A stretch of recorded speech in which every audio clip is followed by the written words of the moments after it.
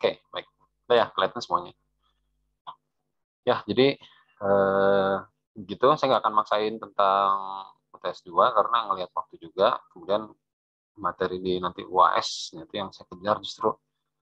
Jadi pilihannya mungkin ini bisa jadi tugas lah, gitu ya. Pokoknya ya apapun lah itu untuk mengisi PM2. Gitu. Oke, ya baik.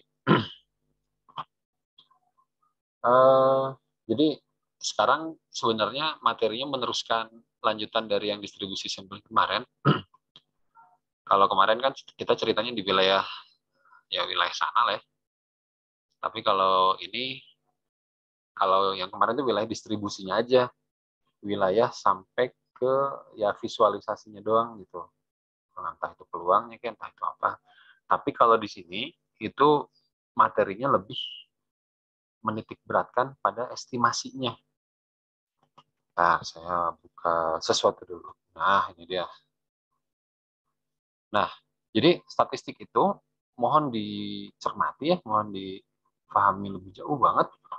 Ini juga nanti kalau teman-teman melakukan penelitian yang nggak jauh, barangnya statistik gitu. Jadi ada suatu populasi, ini selalu kayak gini kok. Ada suatu populasi yang ukurannya, nah ini ada dua kategori.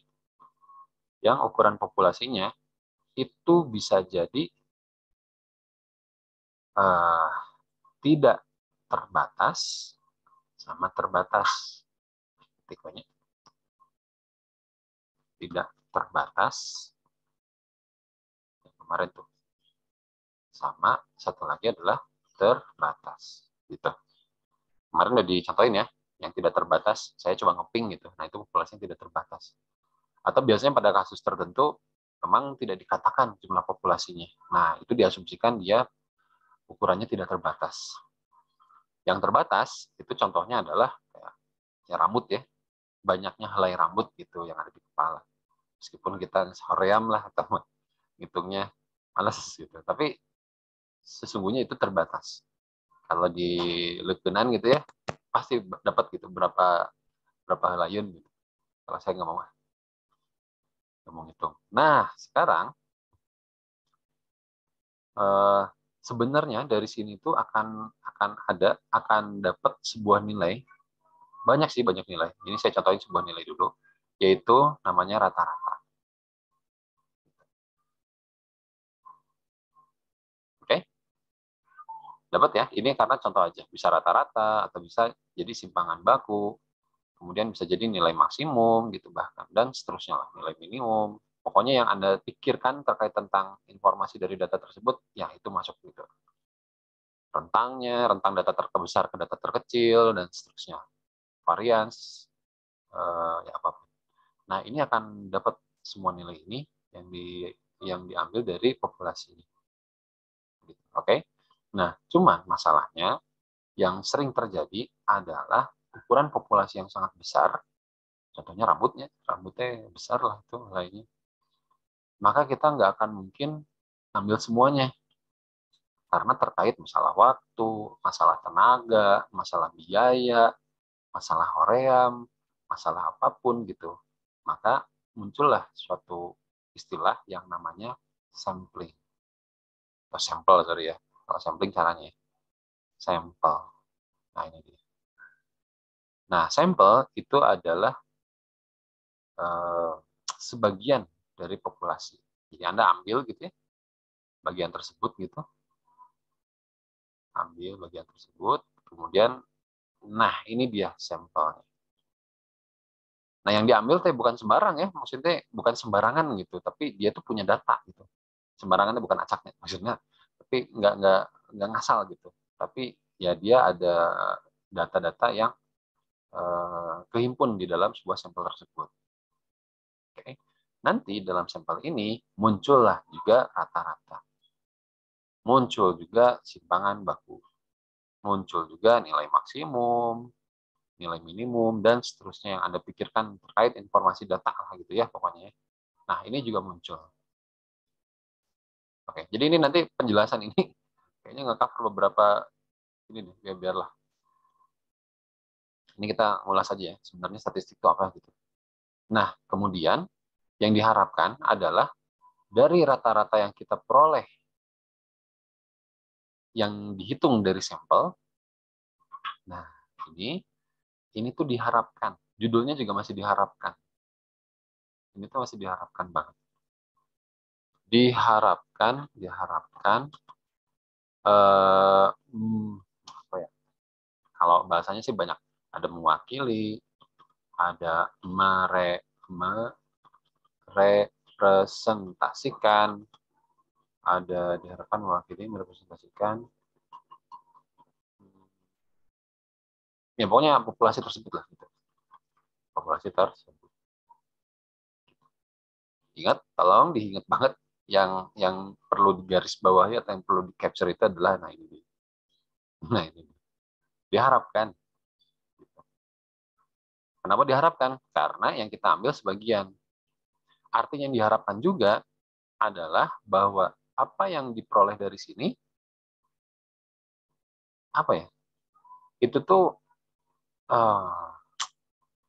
ya dapat mengeneralisir. Nah itu dia satu kata lagi tuh. Generalisasi. Gitu. Jadi kalau kayak gini bahasanya, artinya yang kita percaya itu sebenarnya ini ya. Nah ini kan yang kita percaya itu sebenarnya. Dan bukan yang dipercaya juga sih. Yang dipercaya iya, yang tujuan kita tuh iya gitu. Itu adalah populasinya gitu sebenarnya. Bukan sampel-sampelnya teuing gitu. Nah, cuman ya itu tadi karena keterbatasan akhirnya kita ngambil sampel. Jadi diharapkan gitu. Oke. Kalau ada istilah seperti itu kan sebenarnya yang diukur kan ini kan, yang pengen dicari itu kan simpulannya di sini kan. Ya, gitu ya. Secara nalar kita. Artinya lah gitu, kurang lebih. Oke, nah statistik itu seperti itu. Cuman masalahnya kajian yang banyak di yang bawah-bawahnya itu terjadi akibat sampel gitu. Kalau nggak sampel boleh asal Anda mampu untuk ya nggak apa biayanya ke tutupin apa effortnya juga oke gitu. Anda ada tenaga. Kemudian Anda nggak bosen gitu. Bosen tuh ya yang ngambil sampelnya dalam jumlah yang banyak banget ya iya juga Anda ketika nginputinnya. Nah, itu biasanya yang suka menjadi masalah inputin. Jadi banyak excuse gitu. Kebanyakan. Ya bayangin aja 10 lembar, misalkan populasinya emang 10 ya. 10 lembar tapi satu lembarnya ada 100 pertanyaan. Itu Anda akan kalau di matrix kan itu kan isi 1000 ya. 1000 sel gitu. Responden 1, pertanyaan 1, responden 2, pertanyaan 2, responden 1, pertanyaan 1, responden 1, pertanyaan 2, sampai responden 1, pertanyaan 100. Oke, beres tas satu lembar. Responden 2, pertanyaan 1, responden 2, pertanyaan 2, dan seterusnya. Sampai akhirnya responden 10, pertanyaan 100 itu adalah kali 1000 gitu Anda untuk menginputkan data. Saya dulu pernah, tapi bukan 100-100 sih, 70-an lah. Itu respondennya ada 300-an. Dan itu, waduh, dulu masih kena, ya karena apa ya, karena mungkin, wah, ini ada uangnya, gitu. Ada uangnya, semangat lah mungkin gitu ya. Cuman ya tetap sih nanti sini meskipun ada uangnya juga kita mikir akhirnya ya udahlah kasihin aja ke orang lain gitu. Jadi kita ngolah data tuh terima aja jadinya gitu jadi si datanya. Nah itu bisa jadi masalah. Oke. Ya itu adalah tentang statistikanya. Oke. Jadi tujuan utamanya sebenarnya populasi. Nah di sini kita akan melakukan estimasi parameter rata-rata dan proporsi. Rata-rata lah ya. Sebenarnya banyak sih ada proporsi, ada banyak semangat baku, tapi dia masuk ke rata-rata dan semangat baku sama proporsi. Ya ini yang akan kita bahas rata-rata. Kenapa rata-rata? Karena itu tadi ceritanya, karena diharapkan ini. Kita dapat nih nilai rata-ratanya. Tapi apakah kita yakin 100% bahwa si rata-rata yang didapatkan dari sampel ini itu adalah rata-rata populasi? Belum tentu ya. Nah, makanya kita akan melakukan estimasi. Estimasi itu adalah alat yang apa ya? Yang sebenarnya kira-kira lah gitu kurang lebih. Kalau kita ngira-ngira, berarti kita akan membuat selang atau ya membuat titik kayak atau membuat kalau membuat selang kayaknya nih rata-ratanya dari 75 sampai 80 deh. Nah, gitu deh. Jadi karena ya masih gaib kan, si gaib tuh si rata-rata populasi. Jadi kita hanya bisa mengestimasi saja. Oke, kita masuk ke materi. Terminologinya dulu. Ini diakibatkan oleh sampling. Oke, kenapa kita mengestimasi? Karena ya itu keterbatasannya. Oke, tadi udah kita bahas. Sebuah parameter hanya akan diestimasi atau diduga berdasarkan nilai statistik sampel. Tolong diingat yang materi kemarin, parameter itu adalah istilah untuk populasi. Rata-rata, simpangan baku, semua ada kok. Ini semua ada rata-rata, ada rata-rata ini juga ada. Gitu ya. Simpangan baku ada, ini juga ada simpangan bakunya. Cuman kalau yang dari populasi, ini istilahnya adalah parameter. Kalau yang ini istilahnya adalah statistik. Bukan statistika, tapi statistik. Gitu. Oke? Jadi sebuah parameter akan diestimasi, akan diduga, diharapkan yang tadi, itu berdasarkan nilai statistik dari sampel yang diperoleh. Teknik dalam statistik digunakan untuk mengetahui parameter dan populasi seperti rata-rata. Oke, dengan menggunakan statistik. Nah, ya udahlah, amin. Parameter disebut sebagai true value. Nah, ini nilai yang benarnya. Tapi statistik bukan nilai yang salah. Statistik adalah estimate value. Oke, jadi ini menegaskan bahwa memang dari sampel lah kita akan menduga si populasi. Karena nilai yang benarnya itu adanya di populasi. Oke, sampel itu digunakan sebagai mengestimasi. Oke, sip. Oke, sifat-sifat estimasi. Jadi estimasi alat ya, sebuah alat. Dalam melakukan estimasi parameter suatu populasi, sebaiknya variabel dari suatu statistik sampel tidak bervariasi terlalu jauh dari parameternya, yang akan selalu konstan. Jika mu merupakan rata-rata populasi, maka X bar merupakan nilai estimator dari ini. Dan nilai D tidak terlalu besar. D itu apa sih? Nanti kita ada penjelasannya di sini.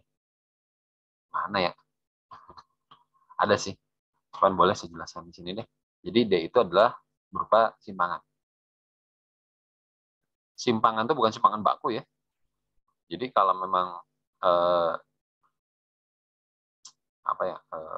ini adalah, ini saya nggak mau nganggapnya normal sih, tapi kalau kita memproduksi barang gitu ya, kalau kita memproduksi barang, kasusnya pensil lah gitu ya, memproduksi ini ceritanya. Saya pengen menggunakan alat atau sebuah mesin A untuk memproduksi pensil yang saya set nilai panjang pensilnya itu adalah 10 cm. Oke? Nah, langsung masukin gondongan kayu gitu ya, terus pokoknya jadilah si pensilnya itu. Nah, ternyata ketika diukur, hasil pengukurannya itu tidak melulu 10 cm. Misalkan nih ya, saya pengukuran yang pertama. Saya pakai aja, notatnya biar enak. Nah, misalkan, ini kelihatan nggak? Semoga kelihatan. 10,1, 10. Nanti kalau memang nggak kelihatan, ini setelah saya ketikin baru kelihatan.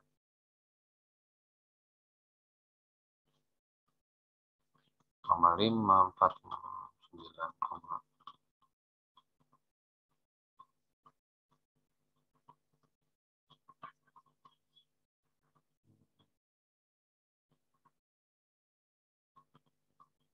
Oke, ya ini yang pertama. Oke, kemudian yang kedua,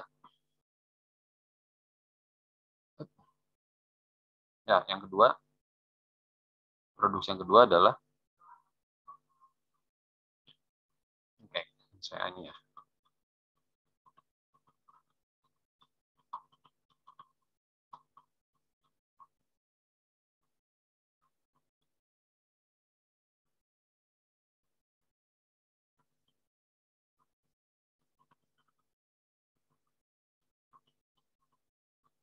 Oke, nah ini dia.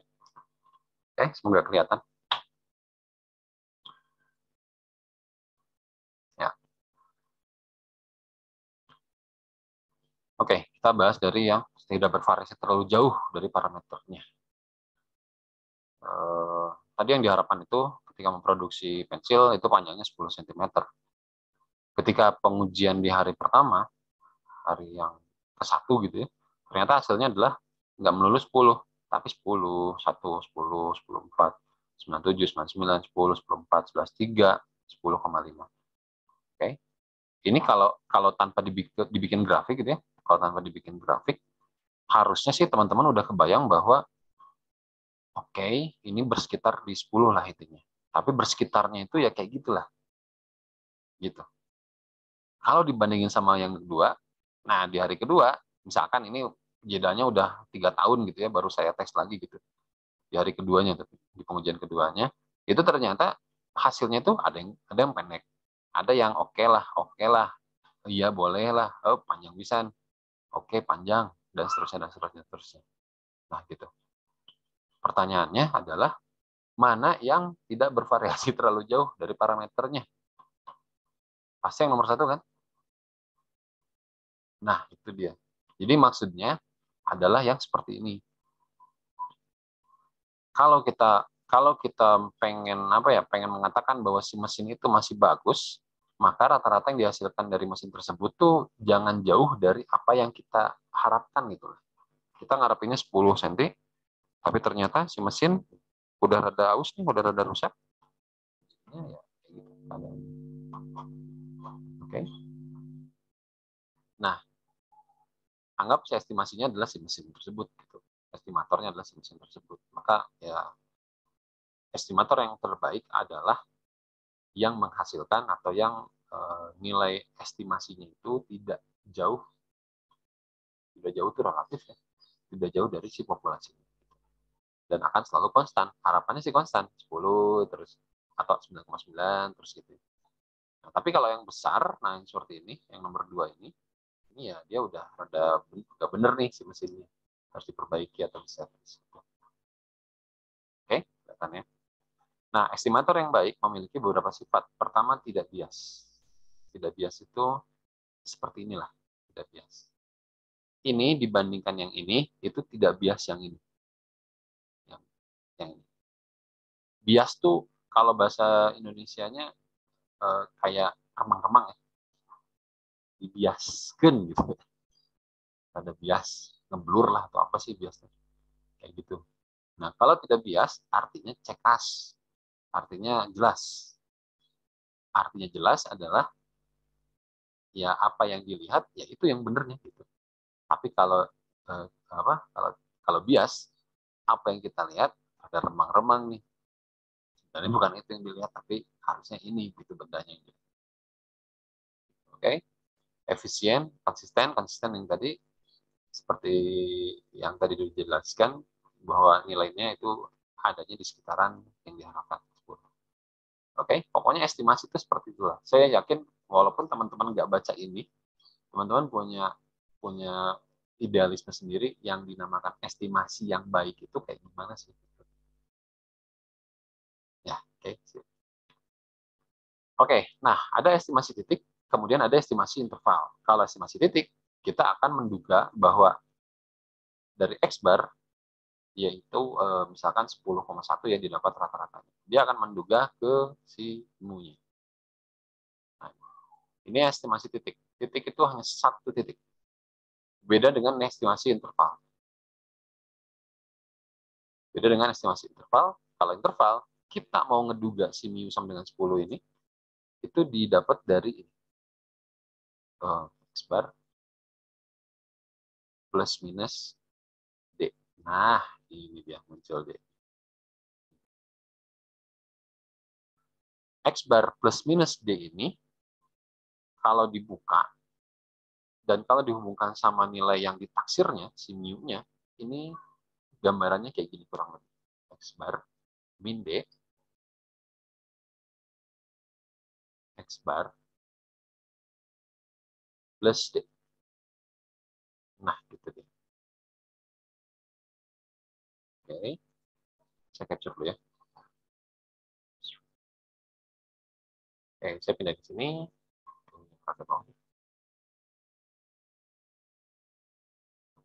Oke, nah ini dia. Putih, putih, putih, putih.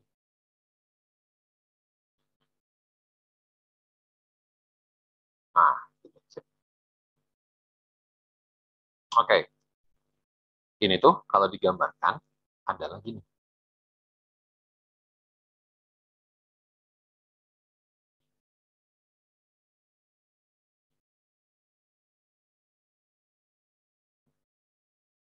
Adalah gini. Ini X barnya. Ini D. D itu ini. D itu panjangnya. D itu panjangnya. Jadi nilai ini tuh adalah X bar plus D. Dan ini nilainya, titik ini ya, titik ini nilainya adalah X bar min D. Kalau misalkan X barnya adalah 10,1 lah ya. Tadi yang data-data tadi itu pengukuran pensil. Yang data yang pertama misalkan rata-ratanya adalah 10,17 lah gitu di bonusan. Kemudian ketika dihitung D-nya itu didapat adalah 1,1. Nah, maka nilai ini berapa? Maka nilai ini adalah 11,127 gitu kan. Nilai yang ini adalah 9,07 gitu ya, benar. Jadi kesimpulannya, nilai parameter populasi rata-rata itu ditaksir dari 9,07 sampai 11,27. Nah, ini dia adalah estimasi interval. Estimasi yang berupa selang. Kalau yang berupa titik, itu kayak tadi. Ini doang. Nah, sebar doang. Tapi kalau ini, itu ditaksir dengan menggunakan selang. Selang itu jadi kayak gini sih. Jadi kayak selang. Nah, dari sini. Sampai sini. Nah, ini. Ini selangnya. Oke, sip. Oke, ada yang mau ditanyakan dulu? Silakan tentang ini. Masih di terminologinya dulu.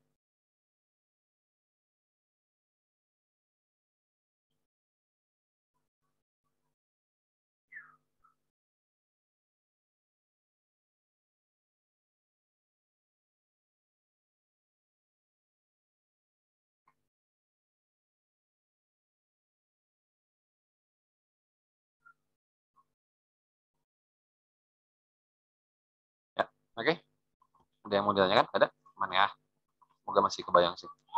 Saya sih teman-teman fokusnya ke ini aja deh. Ke bikin analogi-analoginya gitu. Oh, itu selang. Ya. Kalau estimasi harus pakai selang. Ya, intinya kan dia lebih aman kan. Kita kalau mau bilang lebih mending estimasi titik apa estimasi parameter. Estimasi titik apa estimasi interval gitu untuk menduga. Kalau saya sih lebih mending estimasinya adalah interval gitu. Karena kalau interval kita bisa dikasih apa ya? Dikasih excuse lah. Dikasih excuse. Ya pokoknya berkisar di sini sampai di sinilah. Nah, gitu. Daripada ini gitu. Gitu. Lebih pasti ternyata nilainya ternyata estimasi apa si rata-ratanya adalah di 10 atau di 11 bahkan gitu. Nah, kalau ini kan errornya terlalu jauh ya, 10,1 ke sini kan. Nah, kalau di sini ya dia udah terlingkup di interval ini gitu. Nah, pertanyaan saya mohon dijawab. Estimasi interval yang dari X plus minus D gitu ya. Plus minus D itu kalau dikatakan estimasi yang terbaik, apakah yang selangnya semakin kecil mendekati rata-rata atau semakin besar mendekati rata-rata? Kira-kira mana? Menurut logika Anda?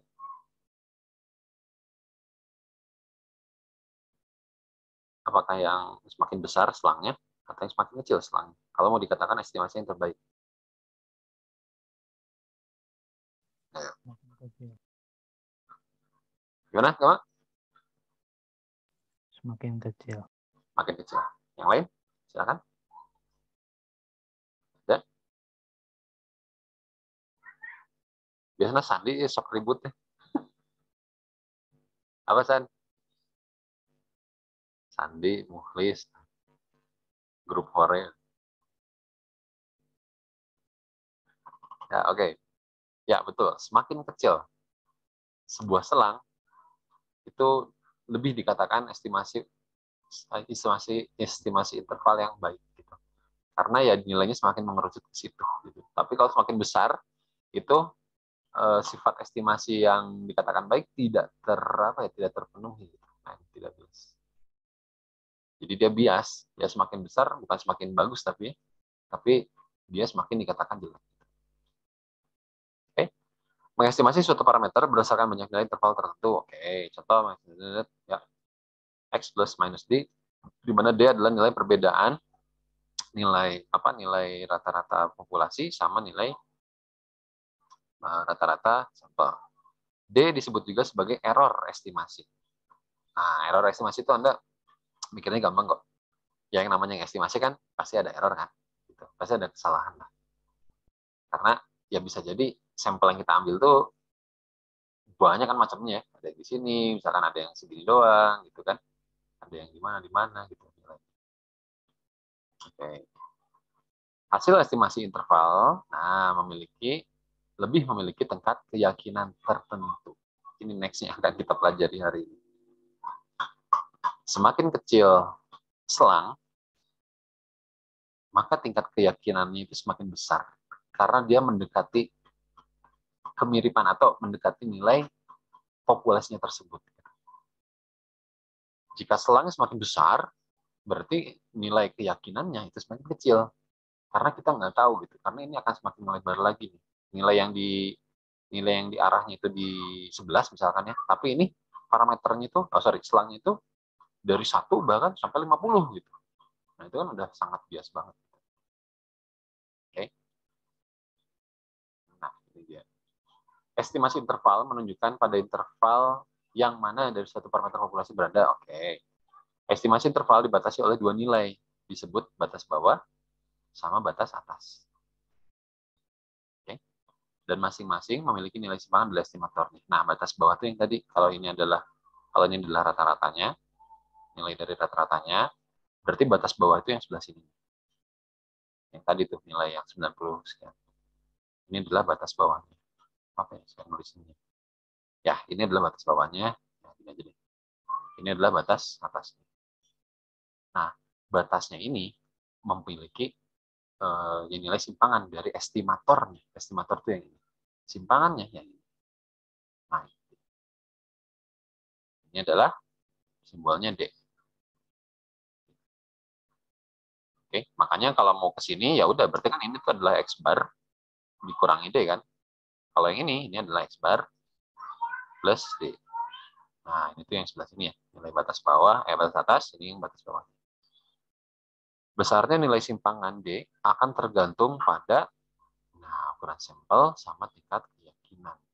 Ini nanti kita akan pelajari lebih lanjut bahasannya, tapi saya pengen bahas yang dua ini dulu. Ukuran sampel sama tingkat keyakinannya. Di mana pengaruh menurut kalian? Di mana pengaruhnya ukuran sampel terhadap simpangan? Simpangan itu D.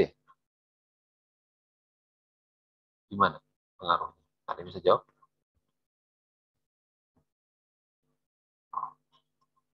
Sandi? Pesan? Belum berkicau kan? Masih kena mau rumput.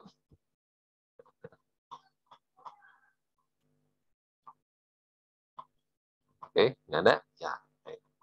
Ukuran sampel pengaruhnya itu kayak gini. Nah, kalau si hijaunya ini saya besarkan, ya saya besarin yang hijaunya. Nah, gitu ya. Ini nggak usah saya warnain karena ribut. Nah, saya besarin. Itu pertanyaannya. Kalau dibanding yang hijau yang tadi, itu lebih mendekati mana? Banyak ukuran sampelnya. Lebih mendekati yang besar. Kalau kita capture, nggak usah gambar lah ya. Gini aja deh, angka aja deh. Oke, misalkan populasinya itu adalah 1000. Kemudian Anda ambil yang pertama, itu cuma 2 sampelnya. Yang kedua, Anda ambilnya 999. Nah, ada error ya, pasti ya. Karena ini kan ya tetap aja bukan populasi ya. Kalau bukan populasi berarti ada error. Satu pun error gitu. Pasti ada error. Nah, ini dari ukuran sampel. Anda lebih percaya mana? Perhitungan rata-rata yang didapat dari ini atau perhitungan rata-rata yang didapat dari ini? Nah ini, X bar A atau X bar B? Harusnya Anda lebih percaya kepada yang X bar B. Kenapa? Karena ukuran sampelnya besar. Memang kenapa kalau besar? Nilai yang dituju atau true value itu adalah yang populasi. Oke? Sampel itu adalah estimasi. Nah, sekarang kalau Anda mengestimasi dengan ukuran sampelnya yang mendekati populasi, maka harusnya semakin mendekati kebenaran, gitu kan? Nah, itu dia. Kalau semakin Anda kurangin dia, artinya ya kalau Anda bandingkan sampelnya yang 2 sama sampelnya 999, Anda lebih percaya mana gitu. Gitu. Atau Anda lebih tidak percaya yang mana gitu untuk hasilnya. Yaitu yang 2 kan pasti kan. Oke, bayang ya. Itu adalah ukuran sampel. Nah, sekarang tingkat keyakinan. Tadi singgung ya akhirnya. 2 yang tadi. Akhirnya nilai simpangan itu akan dipengaruhi juga sama tingkat keyakinan. Kalau tingkat keyakinannya semakin besar, tingkat keyakinan itu nanti satuannya itu adalah persen. Kalau Anda 100% keyakinannya, berarti ya yakin banget kan ya. Tapi tetap kalau yang namanya sampling, Anda pasti akan akan ketemu dengan tingkat keyakinan. Itu ditanya dulu pasti. Nah, kalau semakin tingkat keyakinannya besar, berarti nilai selangnya atau nilai D-nya itu akan semakin mendekati 0. Artinya 0 itu gini loh. Ini rata-rata bar, X bar. Ini D kan. Ini D-nya ya. Nah, berarti dia semakin ke sini gitu nilai D-nya. Bahkan bisa jadi gini deh. Kalau ini dibandingin gitu ya. Nah, semakin ke sini. Gitu. Dan itu nilainya kecil banget kan. Maksudnya selangnya lah. Selangnya kecil banget. Semakin mendekati kebenaran gitu. Oke, itu ngomongin tingkat keyakinan. Oke, kita lihat tesnya. Nah, tingkat keyakinan atau level of confidence itu perlu ditentukan untuk menghasilkan parameter. Bahkan pertanyaannya adalah, kalau populasinya bernilai sekian, bernilai 1000 tadi ya, nah, kalau saya ngambil sampel, itu harus berapa banyak sih? Gitu. Jadi, menjawab ini tuh kita nggak bisa ngasal, ya udahlah 17 aja deh, atau 100 aja deh, nggak bisa. Anda untuk menjawab ini tuh harus masuk dulu harus masuk dulu ke sini, ke yang namanya berapa persen keyakinannya gitu kalau ngambil sampling. Dan ini Anda menentukannya sebenarnya bebas. Terserah. Mau 20% yakin kek, mau 90% yakin kek, atau bahkan 99%, atau bahkan 99,5% gitu. Nah, itu yang bisa Anda katakan di situ. Baru ketika Anda, ya udahlah, oke, saya kayaknya kalau mengambil sampling, asumsinya sampling yang saya ambil itu diasumsikan tingkat keyakinannya adalah 90%. Asumsi itu wajar. Oke. Nah, baru dari 90% itu kita bisa menentukan si N-nya harus berapa. Yang pasti kalau keyakinannya semakin besar, maka N-nya juga semakin banyak kan gitu ya. Nah, gitu deh. Tapi tenang aja, saya pernah kok ngambil sampel dari populasi yang misalkan dulu tuh 5.000, 5.000 ya 5.000-an lah gitu ya. Ternyata ketika diambil sampel dengan apa? Tingkat keyakinan 90% itu cuma 100-an lah gitu. Nanti kita ada rumusnya gitu. Oke, tingkat keyakinan untuk estimasi parameter disimbolkan sebagai 1 min A. Ini 1 min alfa. Punten, saya males nyari alfanya. Ya, ini adalah 1 min alfa. Ini 1 min alfa itu adalah tingkat keyakinan. Di mana alfanya itu adalah ini. Ini dia. Adalah taraf nyata atau inilah enaknya ini deh. Ini dia. Alfa itu adalah besarnya kesalahan yang ditolerir dalam membuat keputusan. Gitu. Karena kita ngambil sampel ya. Dan ini asumsi. Kalau alfanya adalah tingkat kesalahan yang ditolerir, berarti 1 min alfanya adalah tingkat keyakinannya. Gitu. Kalau saya nggak yakin atau kalau saya mengizinkan salah yang saya akan teliti itu 1%, berarti otomatis kebalikannya saya akan yakin dia 99%. Gitu. Oke? Nah, berikut adalah hubungan tingkat keyakinan 1 min alfa dengan taraf alfa pada grafik yang mengikuti populasi berdistribusi normal. Nah, ini. Jadi biasanya alfa itu adalah wilayahnya itu ini. Biasanya ya. Adalah terletak di wilayah yang ujung-ujung. Itu alfa. Otomatis tingkat keyakinannya itu ada di 1 min alfa di tengah-tengah. Oke. Nah, tadi memang dikatakan bebas ketika kita mau ngambil alfa, mau 1% kayak, mau 10% kayak, mau 20% gitu ya. Tapi nanti hubungannya adalah sama kualitas penelitiannya. Saya meneliti obat nih, dan akan obat Panadol gitu ya, di Kimia Farma gitu. Terus saya ambil dari sekian banyak yang diproduksi, ternyata saya menentukan tingkat kesalahan dalam penelitian saya yang diizinkan itu 20%. Panadol, 20%. Dibikinlah gitu ya, hasilnya dapat 20% itu. Oh, ternyata obat yang ini secara keseluruhan itu baik gitu. Kan gitu ya. Ambil dari sampel, kemudian untuk menentukan semua populasinya. Udah nih, dibikinlah dia obat Panadol. Nah, Panadol. Tapi nanti di sini ditulis gitu. Ini tingkat kesalahannya itu adalah 20%. Itu otomatis tingkat keyakinannya kan adalah 80, kan gitu ya. Oke. Nah, kemudian ada lagi obat Panadol yang tipe apa gitu lah selanjutnya gitu. Selanjutnya saya akan meneliti dia, tapi dengan tingkat errornya itu 1%. Gitu. Otomatis tingkat keyakinannya 99% kan. Nah, gitu. Kemudian saya tulis lah di label obatnya gitu ya. Ini yang A, ini yang B. Nah, yang C saya juga ambil masih di Panadol tadi. Cuman ini mah alfanya itu di 5%. Nah, gitu. Oke, pertanyaan saya simpel. Pas Anda sakit kepala, Anda minum Panadol, tapi mau Panadolnya yang mana? Yang A, yang B, apa yang C? Gitu.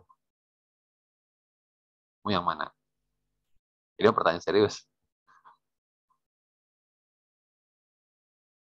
Yang mana? Yang A, yang B, yang C?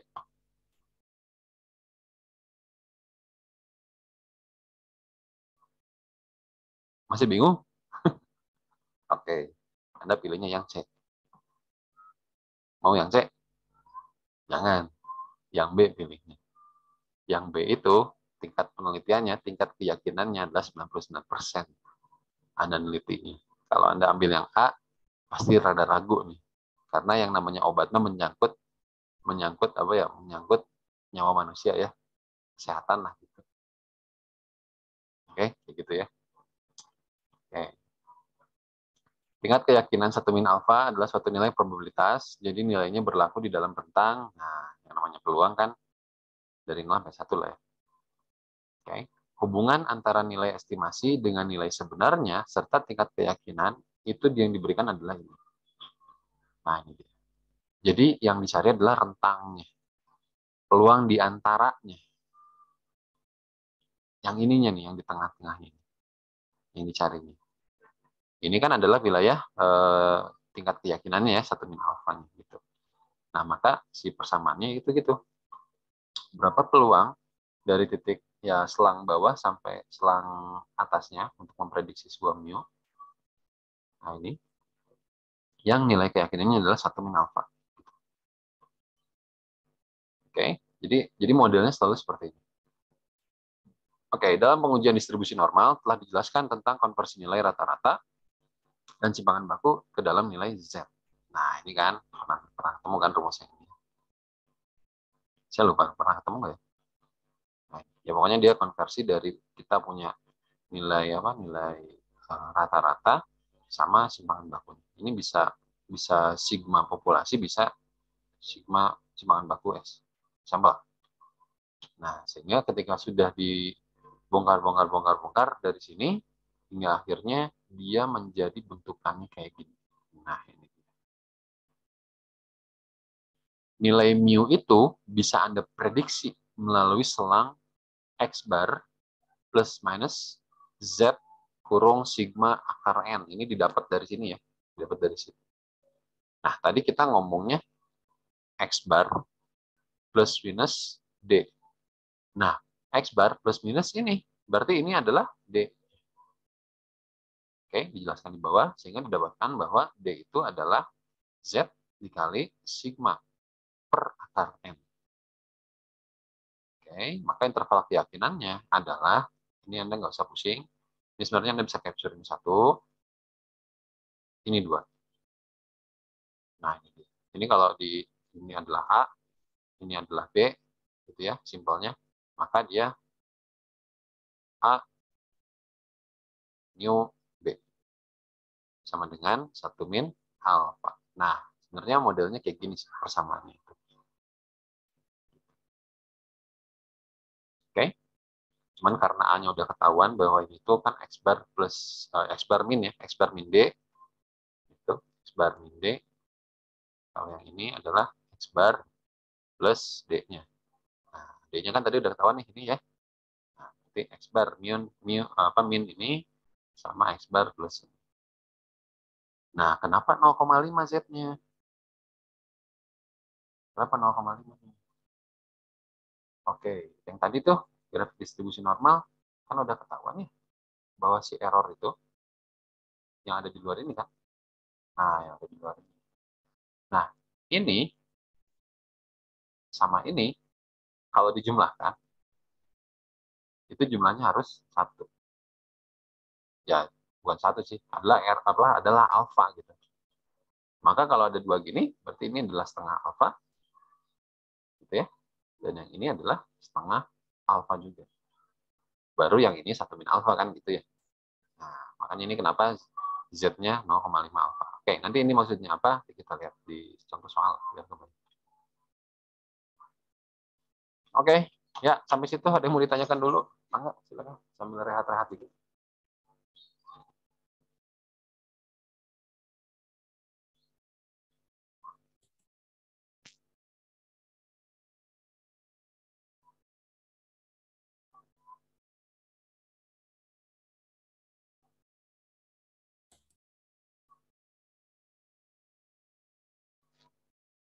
Ya, aman ya?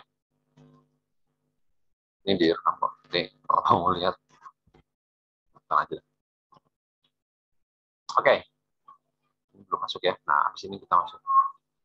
Oke, jadi teman-teman jangan pusing dulu sama ini. Saya juga bahkan nggak mengenali rumusnya, nggak menghafal. Yang saya hafal cuma istilahnya aja. Ada kasus sampel besar atau sigma rata-rata, sigma populasi yang diketahui. Kemudian ada yang kasus sampel kecil.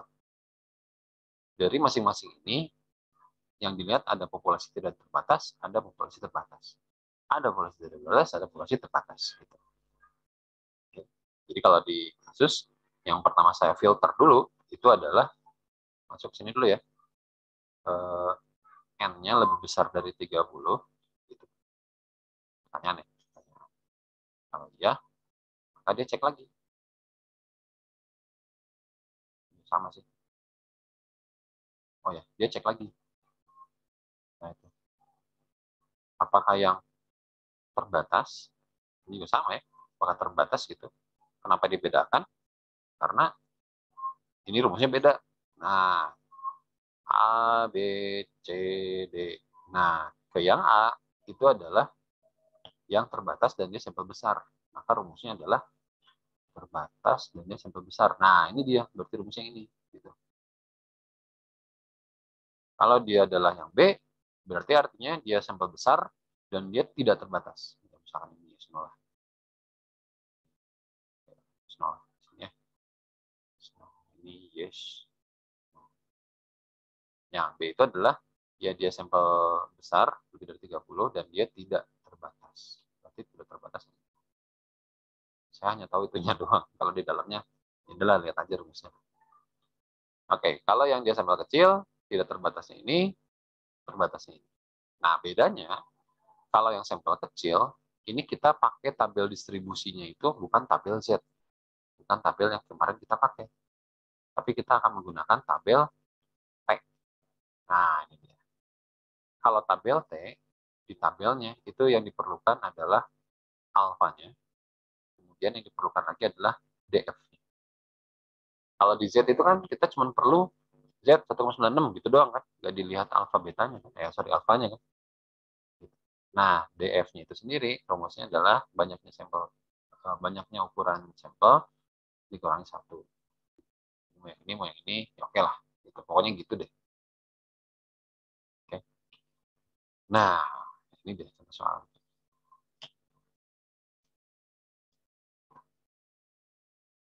Diambil sampel acak dari 100 mahasiswa. Oke, jadi 100 ini adalah sampel di sebuah PT perguruan tinggi Jakarta. Hasil tes didapatkan rata-ratanya adalah 112. Oke, jadi saya coba lingkarin yang angkanya lah ya. Dan variansnya adalah 100 ini tuh, ini tuh varians populasi. Jadi kurang. Varians populasi. Jadi sigma ya. Dengan level keyakinan 90%, nah tentukan interval kepercayaan untuk nilai rata-rata dari seluruh mahasiswa. Nah, ini emang konsepnya statistik. Dari sampel 100 orang, akhirnya kita bisa menentukan keseluruhan mahasiswa yang ada di PT tersebut, populasi. Gitu. Oke. Nah, kalau ini sih kita nggak ngitung sampel ya dari tingkat ini. Jadi banyaknya sampel ini udah diberikan. Tinggal nanti kita coba data aja deh. 100 ini apa, 112 ini apa, dan seterusnya sampai beres. Oke. Nah, ini dia. 100 itu adalah ukuran sampel.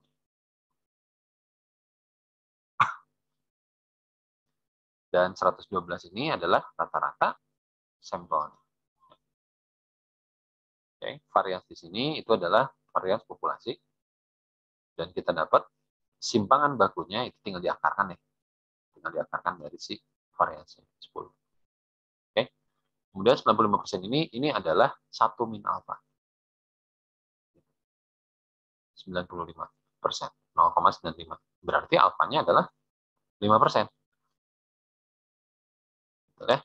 5% ini, oh, bentar. 5% itu tuh kita bagi dua dia.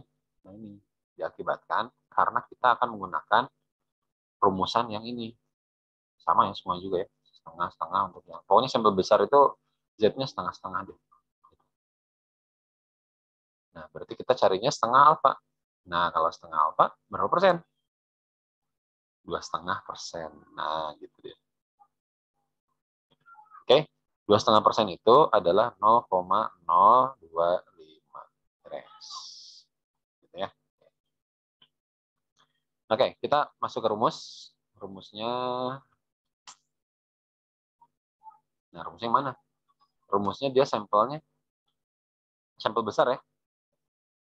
Sampelnya besar. Oke. Kemudian populasinya terbatas atau tidak? Nah, kalau populasi tidak terbatas, itu nggak disebutin biasanya. Tapi kalau populasi terbatas, biasanya disebutin. Populasi sekian, diambil sampel sekian, gitu kan. Nah, ini kebetulan di soal, ini tidak dikatakan nilai dari ukuran populasinya berapa. Jadi, ini tidak terbatas. Oke. Kalau tidak terbatas, berarti kita ambilnya yang rumus ini. Nah, tapi yang mana nih? Yang atas apa yang bawah? Kalau yang atas mah sigma populasinya diketahui, kalau yang bawah sigma populasinya tidak diketahui. Tapi kalau dilihat simpel aja, ini kan tinggal ganti ini doang ya. Jadi nggak usah terlalu pusing-pusing. Nah, gitu. N-nya sama, Z-nya sama, terus sama. Oke, saya ambil ini.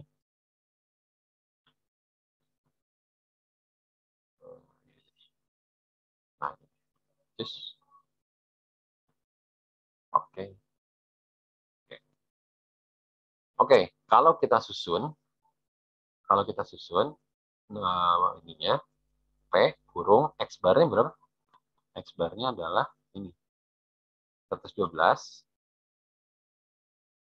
dikurangi Z setengah alfa. Berapa sih? Yaudah, nanti aja ya. Z setengah alfa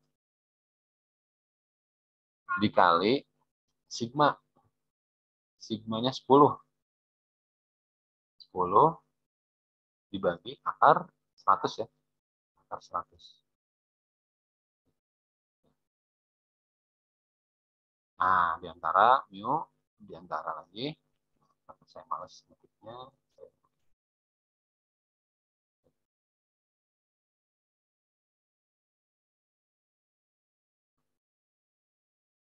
Nah, ya. Tambah. Ya. Nah, ini kurung yang, ini kurung yang dia, ini kurung yang besar dari si P-nya. Oke, sama dengan 1 dikurang alfa. Alfanya adalah 0,5. Benar ya? Bukan setengah alfa ya. 0,5 nih. Kalau level keyakinannya adalah 95%, berarti level kesalahannya berapa? 5% kan? 5%. 5%. Atau ini ya udahlah katakan aja ini 0,95 lah gitu. Nah, gitu ya. Nah, sekarang ini bisa kita hitung, tapi yang ngagukan itu adalah ini. Nah, ini yang ngagukan. Ini harus kita tahu dulu nih nilainya berapa. Ini otomatis sama ya. Ini sama ya. Z setengah alfa. Atau Z setengah alfa itu berapa tadi? 0,025. Berapa nilai Z-nya? Kalau kemarin yang kita lakukan itu, kalau Z-nya adalah 2,1, maka peluangnya berapa gitu.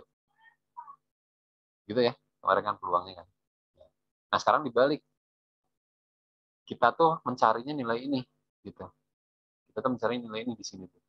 Nah, tapi informasi yang didapat adalah pokoknya nilai probabilitas peluangnya itu adalah 0,025. Oke, kita lihat nilai Z. Dari mana ya? Tabel yang kemarin aja kali ya.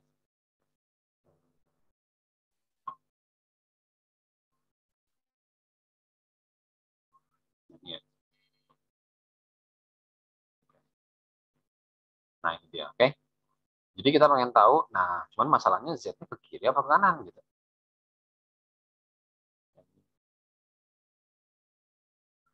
Oke, yang namanya alfa itu kan di sebelah kirinya ya.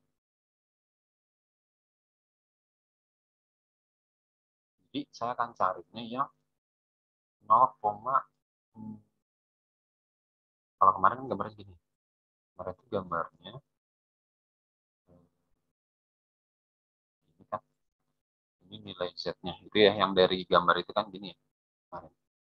Nah, sekarang nilainya itu nilai apa sih? Nilai arsirannya ya atau nilai alfanya itu harus 0,025. Nah, ini kan yang dicari ini. Nilai arsirannya harus 0,025. Berarti Z-nya digeser dong sampai sini. Kalau ini kan keseluruhan kan 1 ya. Terusan 1, keseluruhan 1. Kalau setengah ini cuma setengah. 0,5 kan di sini tuh kan. Nah, berarti kalau 0,025 geser banget dong. Nah, sini. Inilah anggapnya. Nah, ini adalah 0,025.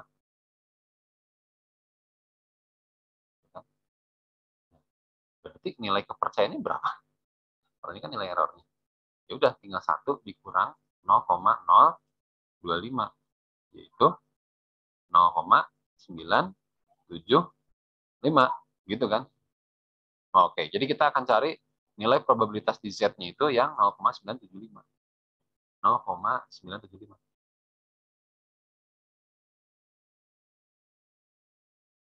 Nah, ini. Nah, oke. Jadi 0,975 ini tuh ya kalau kita pakai tabel Z ini adalah dari ujung sini. Nah, saya ambil nota standar dari ujung sini itu sampai ke sini banget ya. Nah, yang merah inilah adalah 0,975. Sedangkan yang ininya yang tidak diwarnainya itu adalah 0,025. Gitu. Oke, tolong diingat bahwa kalaupun kita maunya dari sini gitu ya, maunya dari sini. Nah, yang ke akhirnya ini kan sama aja, karena kan grafik normal itu simetris. Jadi mau nyari ininya pakai model yang kayak gini, ini sama aja. Oke, nah yang tadi dapatlah nilainya 1,96 ya tadi. Nah, 1,96. Oke, ternyata Z-nya dapatlah 1,9. Anda tinggal masukin ke sini, ulang lagi semuanya, ini tinggal ganti aja. Tinggal ganti, jadi, ini juga ganti. Jadi 1,96. Ini juga sama, 1,96. Oke, ya udah tinggal dijumlah jam deh. Males deh. Nah, dapatlah hasilnya. Oke, ternyata hasilnya adalah 110,04. 113,96. Oke, nah ini udah beres jawabannya. Tinggal Anda simpulkan. Kan yang ditanyanya adalah dengan level keyakinan 90%, 95%, tentukan interval kepercayaan untuk rata-rata. Nah, ini yang diminta, interval kepercayaannya. Jadi, dengan keyakinan 95%, dapat dikatakan bahwa rata-rata nilai dari populasi mahasiswa di PT tersebut, ya malah bahasa-bahasanya, adalah terletak di antara 110,04 dan 113,9. Jadi kalimat yang terpentingnya di sini adalah Anda bilang bahwa ini tingkat keyakinannya berapa, kemudian selang rata-ratanya berapa. Oke? Nah, saya pengen eksperimen. Kalau 95% ini saya ganti jadi 90%. Nah, kira-kira nilai ini kan kalau diselisihkan itu sekitar berapa ya? 2 2 3 3 3,92 ya. Nah, 3,92 nih serentangnya.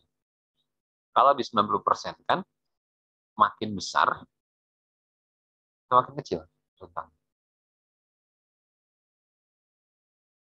Silahkan dijawab. Makin besar apa makin kecil rentang? Apa, Gif? Nggak kedengar, Gif. Makin besar,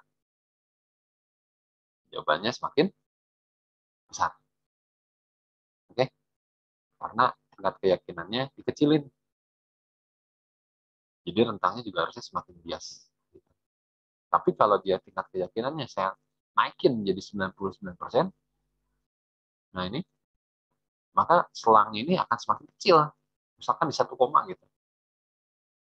Kalau di 1 koma, berarti kan sebenarnya dia makin ngeruncing. Makin ngeruncing di X bar-nya. Artinya boleh dikatakan bahwa X bar tersebut ya dia mendekati populasinya. Oke, silakan ada yang mau ditanyakan di sini. Sebenarnya bagi saya ketika baca soal yang ini tuh saya prediksi tantangan teman-teman itu seharusnya adanya di sini, di menentukan nilai Z. Nah ini, bukan di menentukan rumus loh. Kalau menentukan rumus mah ya dia lebih kayak nyari ini sampelnya besar, maka cari yang besar kan, gitu. Nah yang besar itu kan ada populasi terbatas, ada tidak terbatas ya. Nah cari mana gitu kan. Nah di apa tidak terbatas sama terbatas ini ada dua lagi. Ada yang diketahui, ada yang tidak diketahui. Pakainya yang mana? Ya, nanti ketahuan, oh saya pakai ini. Saya rasa kalau untuk yang itu aman sih. Dan Anda juga menurut saya nggak harus ngapalin rumus. Oke? Tapi Anda hafal gitu. Tapi Anda paham konsepnya. Itu yang paling penting. Oke? Silakan, di sini ada yang mau ditanyakan dulu?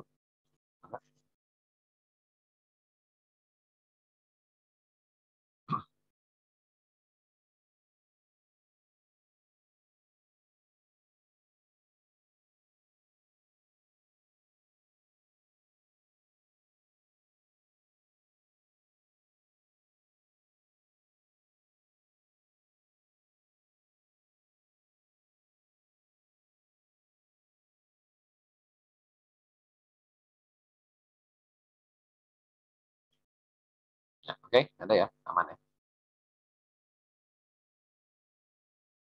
Kalau Z-nya di apa ya di 0,1, probabilitas di 0,1, nilai Z-nya berapa? Coba cari. Berapa nilai Z? Z 0,1, kemudian Z 0,05. Nah, ini berapa nilai Z? Oke, silakan coba cari.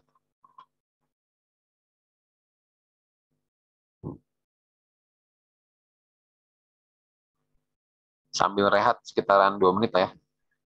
Ya, mangga, silakan cari. Stabil.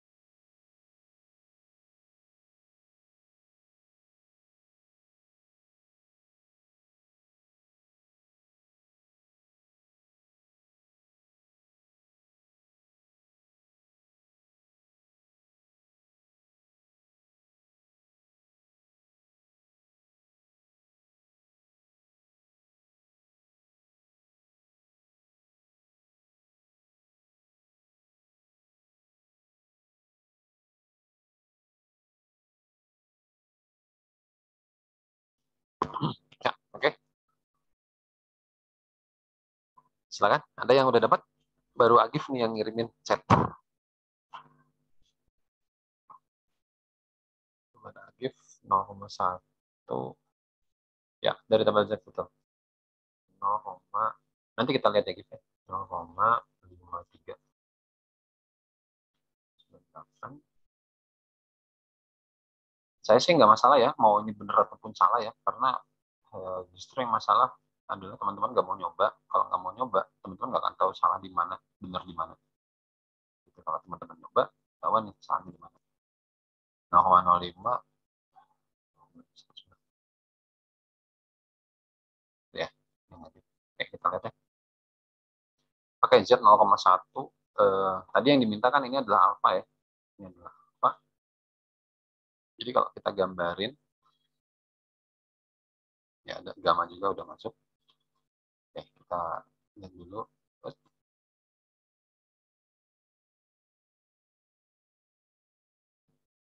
Ya, ya, rada bagusan.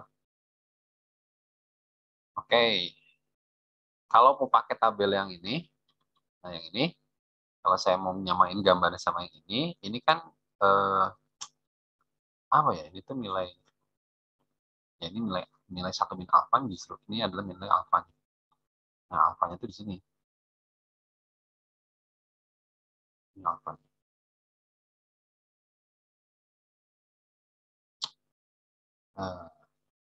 Alfanya ini adalah 1% tadi ya. Berapa sih?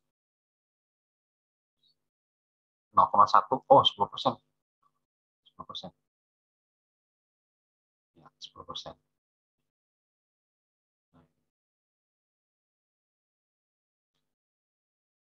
Kemudian kita carinya dari yang ini justru ya, dari yang sebelah sini. Oke. Nah, alfanya yang dicari ini 10% gitu ya. Jarak apa? Jadi si yang warna birunya, nah ini nilainya 10%. Gitu. Itulah kurang lebih ya kalau kita mau nyarinya Z berapa nilai Z yang nilai alfanya itu 0,1. Nah, itulah kurang lebih ya. Gitu. Oke, Gif. Atau nih, tapi bener nggak ya? Oke, jadi kita akan cari yang berapa ini? Yang 90 ya. Nah, gitu ya. 0,900 lah kurang lebih gitu. Nah, udah cari 0,900. Mana?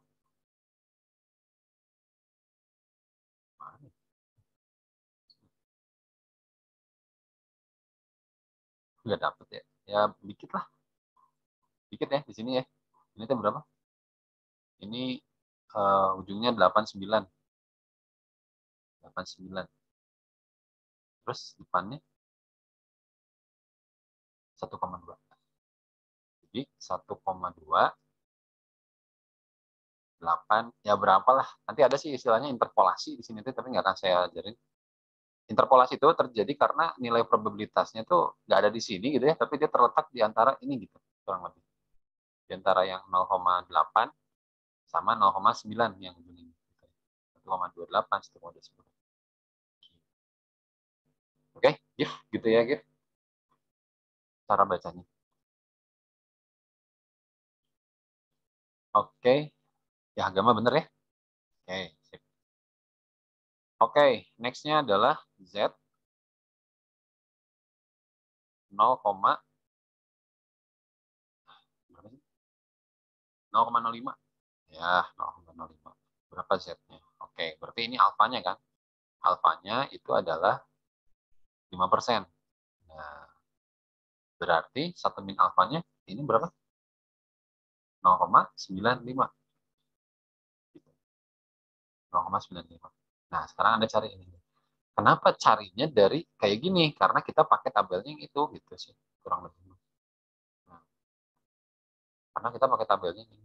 Kalau kita pakai tabel yang setengah, ya kita nguranginnya nggak sama 1, tapi kita nguranginnya sama setengah gitu. Yang ini ya, paling dari sini ya. Kalau yang sama setengah, berarti kita nguranginnya, dapatnya ini bukan 0,9, tapi 0,4. Bener ya? Ini 0,45 gitu. Oke, 0,950, cari yang 0,95. 0,95. Nah, interpolasi lagi nih. 25 berapa? 25,7, 25,8. 0,9. 0,95 nih. Di sini. Jadi 1,4, 1,5. Ini kayaknya nyata nih, emang harus diinterpolasi dulu sih. Ya bolehlah Anda sebutnya 1,645 lah ya. Ya, 1,645. Nah, gitu lah. Ya, gampang betul ya. Oke, Gif, aman ya? Kayak gitu. Ya, teman-teman semuanya. Bisa ya? Jadi, seperti itu cara nyari nilai Z. Ya, ini sebenarnya ada satu materi lagi, tapi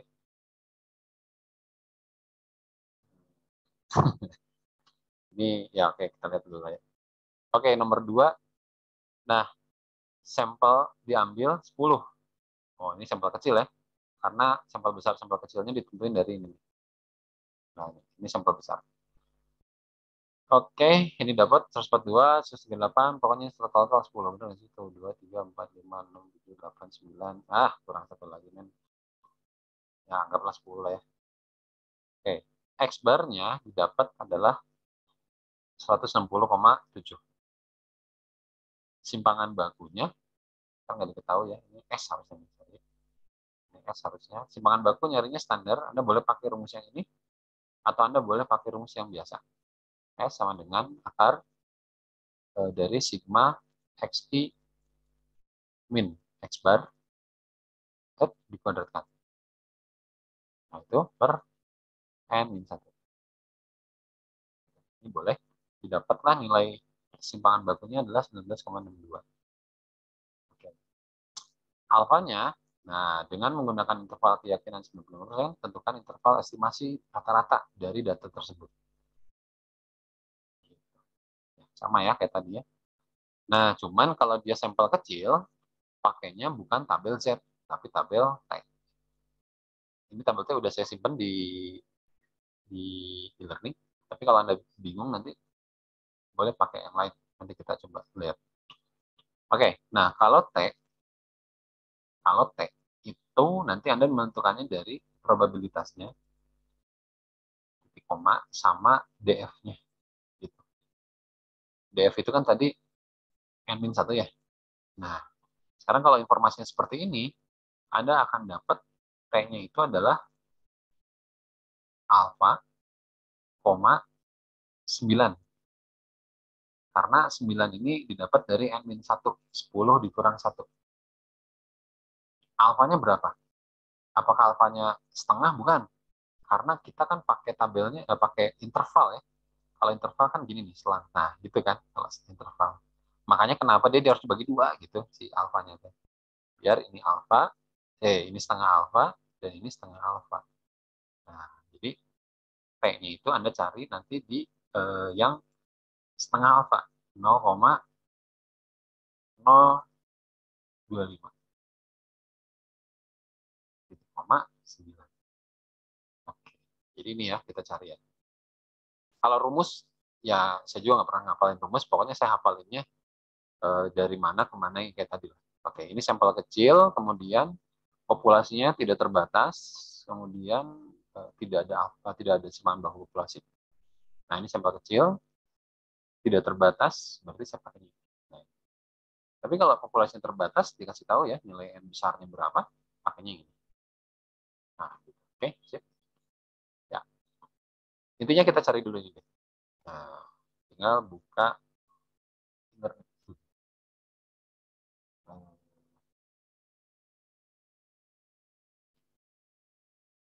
Gitu ya.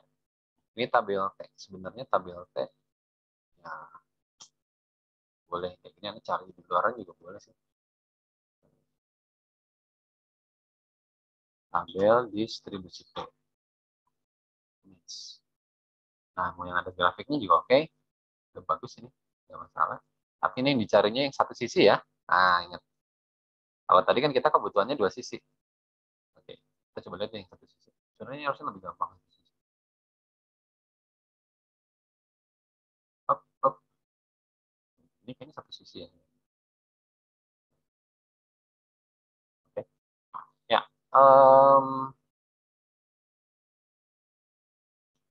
Ya kalau 2 sisi paknya yang bawahnya gitu kan. Sorry, bukan deh. Ini sebenarnya ngegunainnya ya hati-hati sih, hati-hati bingung. Tapi jangan sampai bingung.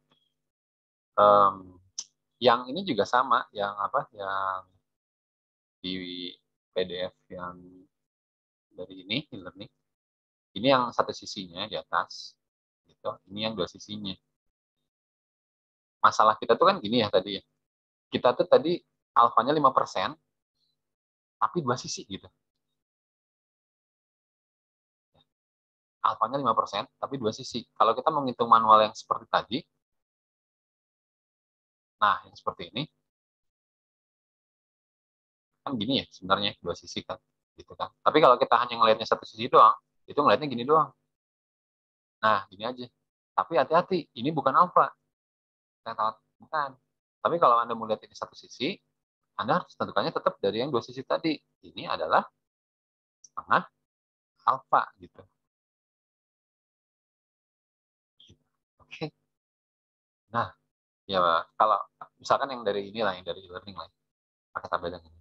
Ini nggak dikasih tanda ya. Kalau yang di atas itu adalah apa ya? Ini adalah yang satu sisinya. Kalau yang di bawah ini adalah yang dua sisinya. Sebenarnya nilainya sama-sama aja sih. Seriusan. Oh, ini ada nih. Probabilitas yang lebih kecil ditunjukkan pada judul tiap kolom adalah luas daerah dalam satu ujung. Nah, ini kalau satu sisi. Satu sisi itu yang tadi nih, kayak gini. Sisi. Kalau Anda mau pakai yang sedangkan probabilitas yang lebih besar, nah ini yang lebih besar ya, 0,25, 0,5 berarti kan yang bawah ya. Nah, yang bawah itu adalah luas daerah dalam kedua ujung, dua sisi. Kita pakai ini dua sisi aja ya. Kita dua sisi, meskipun ini adalah setengah alfa, ini adalah setengah alfa, tapi kalau kita mau pakai tabel T-nya yang dua sisi, Anda tetap bilangnya adalah 5% gitu. Adalah alfa gitu bilangnya. Oke, kalau alfa berarti Anda pakainya mana? Yang ini ya. Nah, cari um,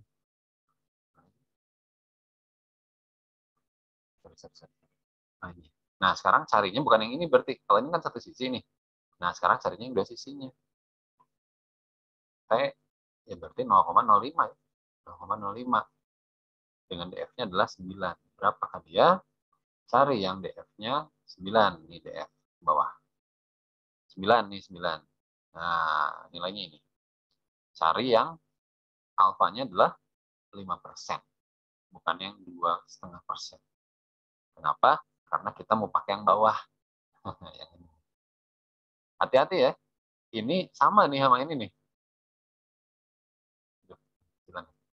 Ini sama dengan ini. Anda ketika ketemu DF-nya 9, bukan pakai yang ini. Bukan pakai yang 1833. Bukan. Kalau ngomongnya tadi di dua sisi, nah kayak gini dua sisi, berarti yang dicarinya alfanya gitu. Ya ini ada ini sih. Kalau saya ada keterangannya. Sedangkan probabilitas yang lebih besar itu adalah luas daerah dalam kedua ujung. Jadi kalau Anda mau pakai yang dua sisi, pakainya yang ini. Gitu. Bukan yang ini. Kalau ini satu sisi. Satu sisi itu berarti gambarnya kayak gini. Kalau yang di 5% ya. Set, set, set. Nah ini. Satu sisi. Ini 5%. Nah gitu. Oke. Nah, jadi pakainya yang dua sisi aja dah. Sisi adalah yang 2,6216. Ya bulatkan aja lah 2,6 lah ya. 2,26. Oke. Nah ini nih. Bolehlah 2,62. 2,62. Sudah. Tinggal hitung. Ini dapat dikaliin simpangannya dibagi akarnya. Gitu. Sama dengan ini mah ditulis biasa ya tulisannya. Sehingga rentangnya itu adalah di 146,66 sampai. Nah ini jawabannya. Tadi kan pertanyaannya tentukan interval estimasi ya untuk keyakinan 95%. Nah, beres. Oke, ya gitu. Ini udah beres yang contoh-contoh soal nomor tentang ini pengujian estimasi. Ini proporsi. Ya, proporsi juga sama ya pada dasarnya. Saya nggak mau ngapalin ini. Ya, tantangannya paling di sini aja tadi. Gitu. Proporsi ini tuh adalah proporsi yang suksesnya lah, rata-rata proporsi. Kalau rata-rata proporsi misalkan banyaknya baju merah di dalam sebuah lemari adalah 4. Di dalam lemari ada 10. Nah, berarti proporsi yang untuk merahnya adalah 4 per 10. 1 min P-nya adalah 6 per 10, gitu kan? Nah, ini juga sama. Oke, kita dikit lagi. Ini juga sama, rumusnya nggak pernah saya hafalin, saya pasti lihat lagi di sini, tinggal hafalin konsepnya. Nah, ini astaga. Ini ya, ini terserah lah mau dikerjain atau enggak. Semangat kalau yang mau latihan. Dari hasil survei dilakukan agen terdapat 76 orang dari 180 orang yang dipilih secara asap yang biasa menyaksikan tayangan iklan paling sedikit 2 jam. Berarti P-nya itu sendiri adalah ini ya, menyaksikan paling sedikit 2 jam per minggu. Nah, ini P-nya. Oh, sorry, ini kejadiannya lah. Misalkan A-nya lah. Nah, maka proporsinya adalah 76 dibagi 180. Nah, ini P-nya. Ini kan udah dihitung ya. 0,42. Nah, ini. Maka 1 min P-nya berapa? 0, udah dihitung. 56 ya. 0,56. Nah, 1 min P, ini adalah P-nya. Sip? Ya. Jadi untuk rumus, oke, sampelnya sampel besar, 180 orang ya. Bukan 76 ya, sorry, bukan 76 sebagai sampel, bukan, tapi 120, 180. 180 dikali secara acak, oke. Kemudian berarti dia pakainya yang sampel besar ya, sampel besar. Kemudian populasinya terbatas atau tidak terbatas? Populasinya kayaknya nggak ada ya, nggak ada N yang besar ya. Ya, tidak terbatas ya. Tidak terbatas. Jadi pakainya yang ini. Sebenarnya kalau ada sampel terbatas, ya populasi terbatas juga, dia tinggal nambahin ini aja, faktor pengalihan. Nah, kalau ini kan nggak ada ya. Oke, jika, nah penelitiannya dia pakai 90%, maka berapa interval estimasi proporsi ya untuk ibu-ibu, keseluruhan ibu-ibu yang tayangannya paling sedikit 2 jam. Anda jangan keganggu sama ini ya. Jadinya nanti X-nya paling sedikit, berarti lebih besar dari 2 gitu. Bukan. Jadi paling sedikit 2 minggu per jam, 2 jam per minggu ini adalah, ya ini kejadiannya. Jadi 76 orang ini adalah yang suka nonton iklan paling sedikit 2 jam per minggu. Oke. Nah, ini tatanannya kayak gini. Nah, ya. 0,9 ini adalah sebagai 1 min alfanya. Kemudian dia masuk rumusnya. Nah, ini sama ya tadi. 0,5 setengah alfa. Alfanya berapa? Alfanya berarti 10%. Gitu. Berarti setengah alfanya 5%. Ya, kita cari aja dulu lah yang 5%. 5%.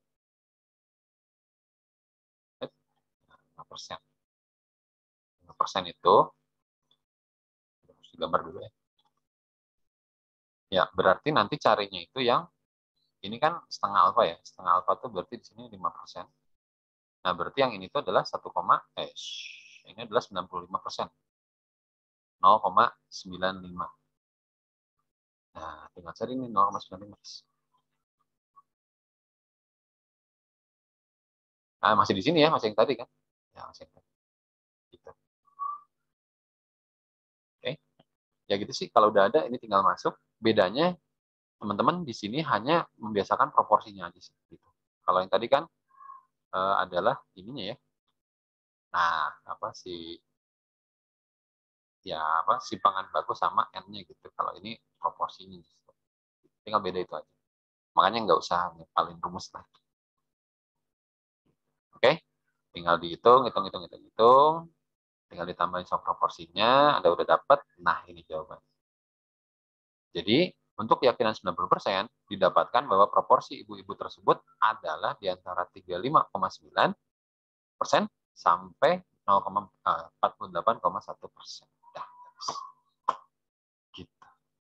Oke, ini ya soal latihannya ya tadi ya silahkan, mangga. Oke, sampai sini ada yang mau ditanyakan dulu, mangga silahkan.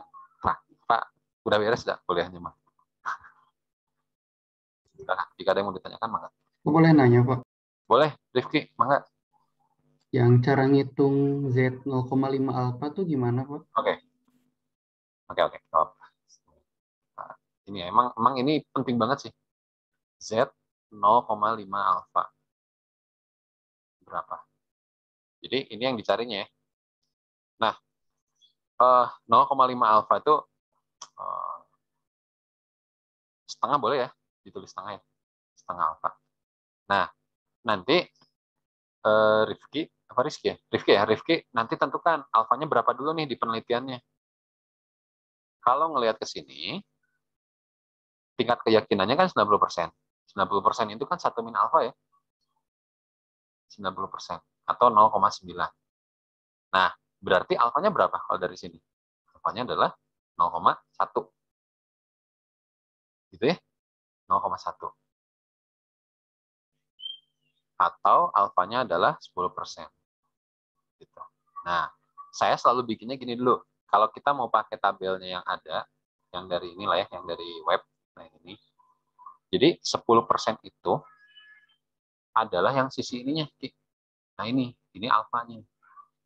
Sedangkan yang diarsir ini adalah 1 min alfanya. Gitu. 1 min alfanya. Oke? Nah, dari alfa yang ini, saya hapus dulu ya. Pokoknya udah kayak gitu. Kemudian, nah dari sini, kalau saya bikin, ini adalah yang 10%. Berarti ini berapa? 90%. 90% itu sama aja dengan 0, salah ya, bukan gini. Sorry. Ininya bener. Cuman ketika nentuin setengah setengah alfanya nih. Nah, ininya. Ini tuh artinya kalau alfanya 10%, Anda tentuin dulu ininya nih. Berarti kan 5% kan? Nah, gitu kan? Z 5% itu ya sama aja Anda tulis Z 0,05. Nah, gitu. Oke. Ini salah, sorry ya. Yang udah tadi fokus, maaf. Ya, ini adalah 5% yang sekarang nih. Karena kan ini adalah setengah alfa tadi. Gitu. 5% ini sama dengan 0,05. Kalau sisi sebelah sini 0,05, berarti sisi yang besar ini berapa? Adalah 1 dikurang 0,05, yaitu 0,950 lah. Oke. Nah, tadi kan kalau di tabel yang ini tuh, yang 0,950 tuh yang mana? 0,950 adalah yang diarsir, yang hitam ini, gitu kan. Nah, berarti yang diarsir hitam ini adalah nilai probabilitas yang ada di tengah-tengah ini nih. Nah, ini semuanya. Gitu. Tinggal ditentukan. Kalau nilai probabilitasnya yang mana, berarti nilai Z-nya berapa. Gitu. Nah, di kasus yang kita ada, kita dapat bahwa nilai si tengahnya itu adalah 0,95. Si ini tuh nih. Nah, ini 0,95. Berarti cari dong yang ini yang 0,95 nih di sini. Gitu. 0,95 itu tadi dapat di 0,9555555. Nah, di sinilah ya. Gitu. Jadi ini tuh ada angka sih sebenarnya mah. Ya. Ini kan angkanya 1,64 ya. 0, 1, 2, 3, 4. Yang ini adalah 1,65 gitu. Nah, gitu. Jadi harusnya terletaknya di angka ini, tengah-tengahnya. Tadi sih harusnya diinterpolasi dulu. Saya juga lupa lagi rumus interpolasi. Anggaplah dia 1,645 lah gitu tengah-tengahnya. Nah, jadi hasilnya itu adalah yang itu tadi 1,645. Gitu. Oke. Kebayang? Udah kebayang? Bayang. Oke, sekarang saya coba kasus yang lain. Tentukan Z setengah alfa, di mana alfanya itu adalah 1%. Oke? Ini nggak apa-apa, nggak usah Anda kerjain, kita coba bareng-bareng aja ya. Z sama dengan alfa sama dengan 1%. Nah, nilai 1% itu, setengah persennya, ya udah habis ya. Ini nih aja. Oke, sekarang alfanya adalah 1%. Maka setengah alfanya berapa? 0,5%. Benar? 0,5% itu sama dengan 0, aduh, benar nggak sih? Nah, benar. Benar nggak? Gama, benar nggak, Gam? Benar ya? 0,005. Oke. Kalau saya bikin grafik normalnya, nah ini, kalau saya bikin grafik normalnya, karena yang diminta kan setengah alfa ya. Z setengah alfa nih. Yaitu dari Z 0,005. Nah, tolong diingat, ini tuh alfa loh. Kalau alfa, kalau alfa itu, kalau berdasarkan tadi yang tabel ini yang tidak diarsirnya. Oke, tidak diarsirnya. Nah, berarti yang wilayah sini.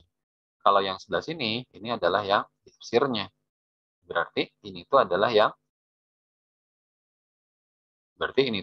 yang satu min alfanya.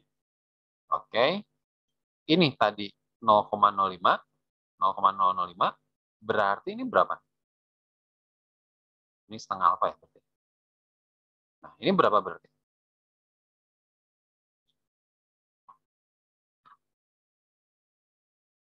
Nah, 1 dikurang 0,005. Nah, itu dia. 0,995. 995. Oke, inilah nilai probabilitas yang harus kita cari. Z-nya berapa? Gitu. Jadi, cari yang 0,99. 99. Nah, disinilah ya, kurang lebih. 25012 3.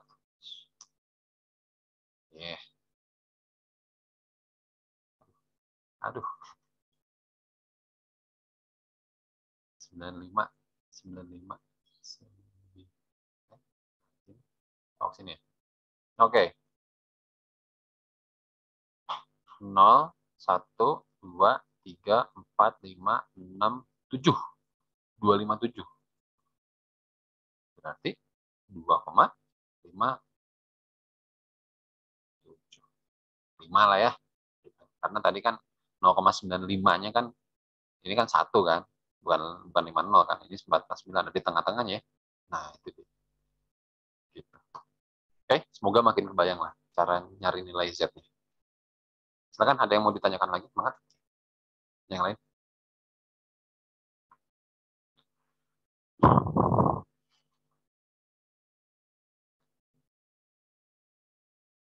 Oke, nggak ada ya?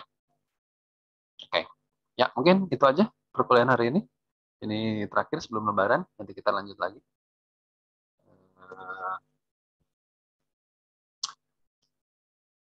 Ya apa ya? Ya udah sih, paling gitu aja.